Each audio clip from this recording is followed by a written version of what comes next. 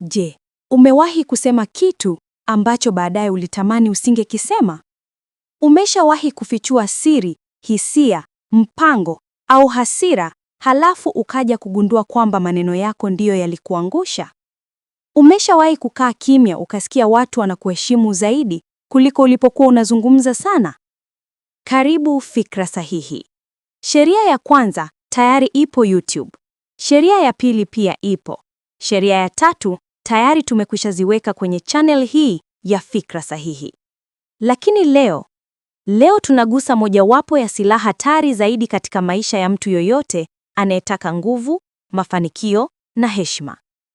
Leo tunazungumzia sheria ya 4 ambayo ni useme maneno machache kuliko yanavyotakiwa.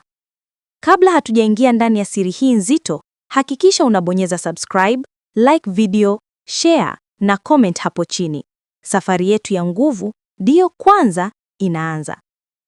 Sheria ya 4 inakwambia kitu kimoja ambacho watu wenye nguvu duniani wote wanakijua. Maneno yako yanaweza kuwa silaha au mtego unaokuzika. Ukimya ni kinga, ni heshima, ni siri, ni adhabu, ni hila na ni nguvu. Aliyezidi kuongea ameshajiuza bila kujua.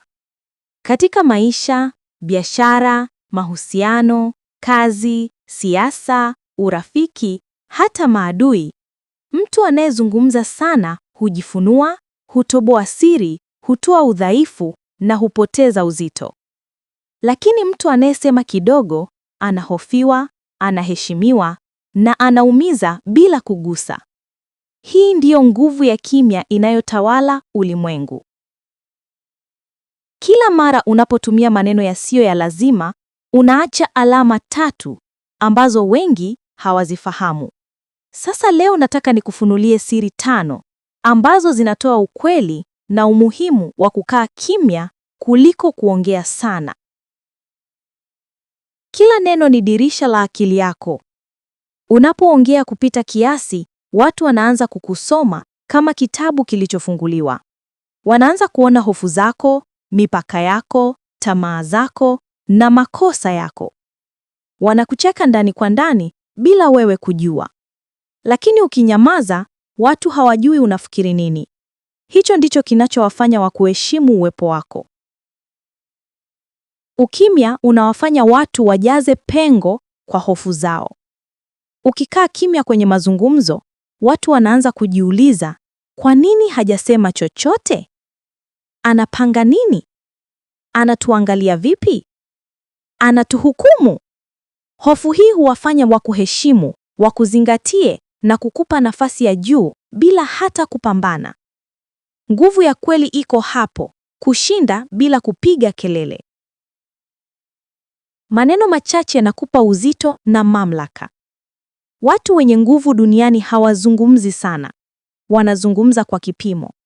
Maneno yao machache yanaumiza, yanabadili mwelekeo, yanajenga hofu au yanatengeneza heshima. Unaposema kidogo, kila neno lako linakuwa na thamani kubwa. Unakuwa mtu wa uzito, mtu wa heshima, mtu asiyechezewa. Kimya ni usanii wa ushindi. Kuna nyakati ambazo kimya ni jibu bora kuliko hotuba ndefu. Kimya kinaweza kukulinda kwenye mabishano, kwenye fitna, kwenye mikutano ya kazi, kwenye biashara, hata kwenye mapambano ya akili. Ukimya ndiyo silaha inayowafanya maadui wajichoshe wenyewe. Ukiongea sana, unaanza kupoteza nguvu zako. Watu wanaanza kukuona wa kawaida, wa kueleweka kirahisi, mtu asiye na siri, mtu asiye na heshima. Hata kama una akili nyingi, ukizungumza sana unaonekana mdogo kuliko ulivyokuwa.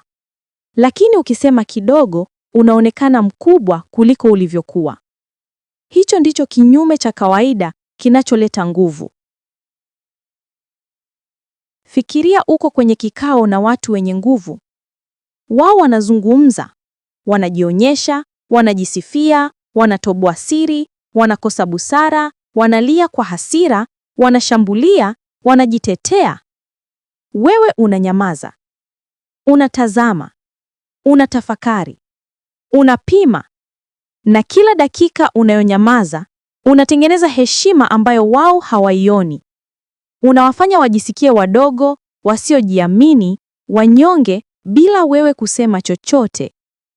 Ukimya wako unawaumiza kuliko maneno. Hapo ndipo unashinda. Ukimya haujawahi kumwangusha mtu, lakini maneno yasiyodhibitiwa yamemuua mwenye nguvu, tajiri, kiongozi, rafiki, mfanyabiashara na hata familia nzima. Chagua maneno yako kwa kipimo. Ongea kidogo. Sikiliza zaidi. Tawala kimya kimya. Nguvu haitangazwi, inaonekana kwenye matokeo. Kama sheria hii imekugusa leo, basi bonyeza subscribe ili ujifunze sheria ya 5. Like video hii kama umepata nguvu mpya. Comment hapo chini.